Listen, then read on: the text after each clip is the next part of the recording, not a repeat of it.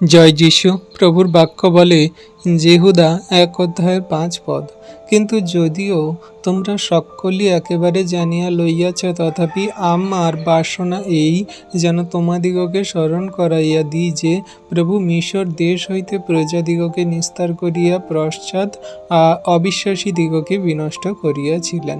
তাহলে বিশ্বাসী সন্তান, এখানে আমরা দেখছি সেই মিশর থেকে বের হয়ে আসার সময় যে সমস্ত কার্য করেছিল ঈশ্বর প্রভু, সদাপ্রভু, সেই সমস্ত কথা সাধু পৌল আরেকবার সেই বিশ্বাসী সন্তানদেরকে জানিয়ে দিচ্ছে।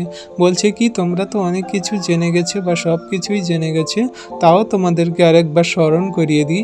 যখন সদাপ্রভু সেই ইসরায়েলীয়দেরকে, প্রজাদেরকে মিশর থেকে বের করে আনে, তখন তাদের কি করেছিল না, যারা অবিশ্বাসী ছিল, যারা প্রভুকে অবিশ্বাস করেছিল, মসিকে অবিশ্বাস করেছিল, যারা কিনা সেই প্রভুর পরীক্ষা করেছিল, তাদেরকে তিনি বিনষ্ট করেছিল, সেই অবিশ্বাসীদেরকে, যারা প্রভুকে বিশ্বাস করেনি। তাহলে তেমনি করে বিশ্বাসী সন্তানরা আজকের আমরা দেখি যে আমরা অনেক রকমভাবে প্রভুর পরীক্ষা করে থাকি। প্রার্থনা করার সময় আমরা সন্দেহ করে থাকি, প্রার্থনা করার পরে আমরা উত্তর পাই না, তখনও আমরা প্রভুর প্রতি সন্দেহ করি, আমরা প্রভুর পথ থেকে বিশ্বাস হারাই, তার বাক্য আজ্ঞা শিক্ষা সকল পালন করি না। জীবনে অনেক কিছু আমরা ভুল ত্রুটি, অন্যায় এবং জেনে শুনে আমরা সেগুলো করি না।